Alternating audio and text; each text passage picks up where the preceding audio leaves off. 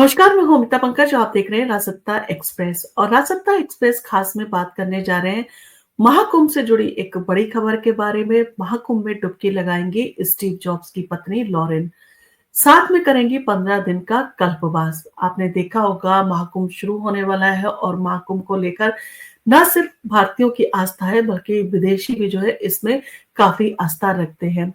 उत्तर प्रदेश के ऐतिहासिक शहर प्रयागराज में इस साल महाकुंभ का आयोजन होने जा रहा है, जो देश विदेश के करोड़ों श्रद्धालुओं को जो है एक साथ लाने वाला है। इस धार्मिक मेले में न केवल भारत के लोग बल्कि विदेशों से भी जो है कई महत्वपूर्ण व्यक्ति आकर सनातन धर्म के इस महापर्व में जो है वो भाग लेंगे। इन विदेशियों में एक खास नाम है स्टीव जॉब्स की पत्नी लॉरेन पावेल का। महाकुंभ में जो है उनका शामिल होना चर्चा का विषय बना हुआ है। लॉरेन पावेल जो है वो भारत में जो है वो आगमन करने वाली हैं और महाकुंभ में जो है उनकी भागीदारी होगी। इन सारी चीजों को लेकर काफी चर्चा भी चल रही है। लॉरेन पावेल जो एक एप्पल कंपनी के को-फाउंडर स्टीव जॉब्स की पत्नी है, 13 जनवरी को भारत पहुंचने वाली हैं और इस दौरान वो महाकुंभ में जो है वो शामिल होंगी और वो महाकुंभ के महत्व को समझने और आध्यात्मिक उन्नति की तलाश में संगम में जो है वो डुबकी लगाने के लिए आ रहे हैं। महाकुंभ का आयोजन हर साल जो है वो कहा जा सकता है हर 12 साल में जो है वो एक बार होता है और इस बार ये आयोजन 2024 में होने जा रहा है। महाकुंभ में स्नान करने के साथ-साथ लॉरेन पावेल जो है वो 15 दिन के कल्पवास में जो है वो रहने का जो है उन्होंने निर्णय लिया है। कल्पवास का मतलब होता है 15 दिन का ध्यान और साधना, जिसमें श्रद्धालु अपने आत्मिक उन्नति के लिए ध्यान और उपासना जो है वो करते हैं। इसके साथ ही उपवास भी रखते हैं। लॉरेन पावेल के साथ में जो है खास मौके पर सुधा मूर्ति, सावित्री जिंदल और हेमा मालिनी जैसी जो है वो प्रमुख हस्तियां भी शामिल होंगी और इन नामों के बीच सुधा मूर्ति और सावित्री जिंदल जैसे चर्चित और प्रभावशाली महिलाएं भी जो है वो कुंभ में स्नान और कल्पवास जो है वो करेंगी। अरबपति और समाज सेवी लॉरेन पावेल का जो है भारत में आगमन अपने आप में काफी जो है वो महत्वपूर्ण माना जा रहा है। लॉरेन पावेल केवल स्टीव जॉब्स की पत्नी ही नहीं है बल्कि खुद भी एक प्रभावशाली व्यक्तित्व है। उनका नाम एप्पल की कंपनी से जुड़ा हुआ है, लेकिन उनकी पहचान स्टीव जॉब्स के योगदान से भी ज्यादा उनके सामाजिक कार्यों के लिए जो है वो की जाती है। स्टीव जॉब्स के निधन के बाद उनकी 25 अरब डॉलर की कंपनी उनकी पत्नी लॉरेन को मिली थी। ऐसे में उनकी भारत यात्रा एक खास जो है वो महत्व रखती है, क्योंकि उनका जीवन न केवल व्यापार और धन से जुड़ा है बल्कि वो समाज सेवी कार्यों में भी जो है वो सक्रिय हैं। महाकुंभ के दौरान लॉरेन के ठहरने की व्यवस्था जो है वो की गई है।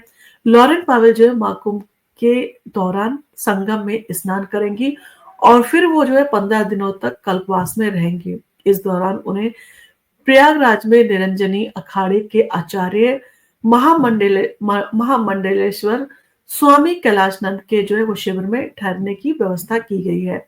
कल्पवास के दौरान वह 19 जनवरी से शुरू होने वाली कथा की पहली यजमान जो है वो होंगी। इस कथा में उनका हिस्सा विशेष रहेगा क्योंकि वो जो है वो 15 दिनों में सनातन धर्म और उसकी गहराई को समझने की कोशिश करेंगी और इन सारी चीजों के साथ महाकुंभ में जो है अन्य भी जो है महत्वपूर्ण हस्तियां भी शामिल रहेंगी। महाकुंभ का ये आयोजन न केवल धार्मिक दृष्टिकोण से महत्वपूर्ण है बल्कि ये वैश्विक हस्तियों के लिए एक आध्यात्मिक अनुभव भी है। लॉरेन के साथ साथ सुधा मूर्ति और सावित्री जिंदल भी महाकुंभ में शामिल होने जा रही हैं।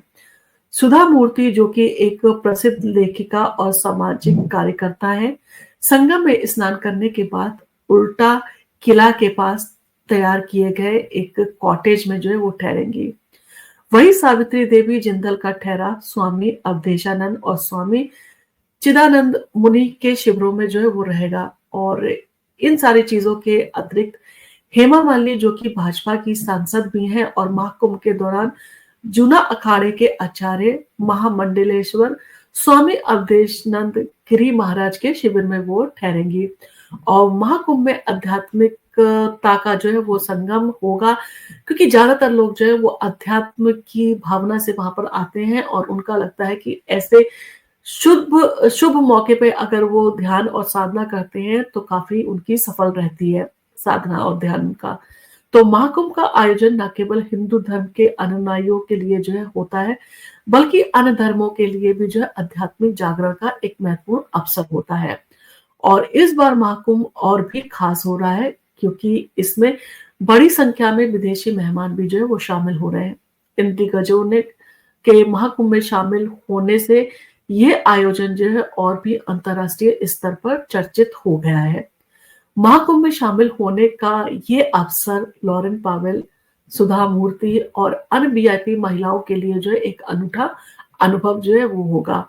और इसके साथ ही भारत की आध्यात्मिक और धार्मिक धरोहर को जो है अंतर्राष्ट्रीय स्तर पर पहचान मिलेगी, जो एक अहम जरिया बनेगा उसको इंटरनेशनल प्लेटफॉर्म तक पहुंचाने का। आपका इन सारी चीज़ों के बारे में क्या कहना है? क्या आपको लगता है महाकुंभ में जिस तरह से आस्था है, जिस तरह से जो है सनातन धर्म वाले जो इसमें इस दौरान जो है वो पूजा, उपासना और साधना करना पसंद करते हैं, क्या ये जो है पावन बेला है, इस दौरान जो है जो भी साधना करता है या अध्यात्म करता है तो उसको काफ़ी हद तक जो है अपनी साधना को पूरा करने का अवसर भी मिलता है और लोगों के अपने पर्सनल जो एक्सपीरियंस होते हैं वो काफ़ी जो है वो निराले होते हैं। कई बार लोग अपने अनुभव शेयर करते हैं और बताते हैं कैसे उन्होंने साधना से खुद को जो है वो प्रभु के साथ में यानी कि अध्यात्म के माध्यम से सीधे उन्होंने जो है अपने आप को परमात्मा से जोड़ा है। अब इन सारी चीज़ों के बारे में ये सारी चीज़ें जो क्योंकि आस्था का विषय है और जिसकी जो आस्था होती है, जिस तरह से होती है, वो उसको जो है महसूस भी करता है। आप अच्छी भावना रखते हैं, आप अच्छे मन से चाहते हैं, तो आपको हर जगह जो है वो खुशनुमा माहौल, एक शांति की आप जिस तलाश में रहते हैं, वो शांति आपको मिलती है और कहीं न कहीं स्नान करने से जो है आपको एक जो कहा जा सकता है संतुष्टि का आभास होता है। तो इसलिए जो महाकुंभ है वो हिंदू आस्था के साथ-साथ विदेशियों की आस्था का भी कहा जा सकता है, एक बड़ा मौका है और काफ़ी संख्या में जो है इसमें विदेशों से आने वाले लोग जो है वो शामिल होंगे।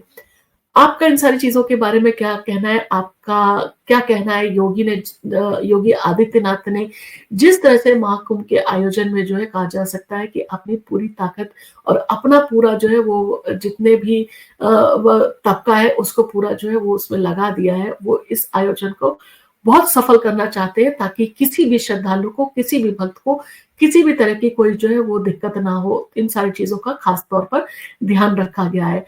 आप भी अगर संगम जा रहे हैं तो आप पूरी आस्था के साथ जाएँ और आपको वैसे ही जिस तरह से शांति का और सुकून का जो है वो एहसास होगा। तो महाकुंभ का जब तक जो है आयोजन चलेगा हम आपके लिए इसी तरह के जो है वो वीडियोज़ लेके आते रहेंगे।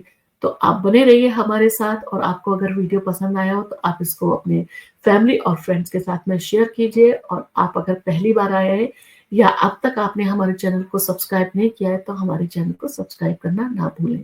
धन्यवाद।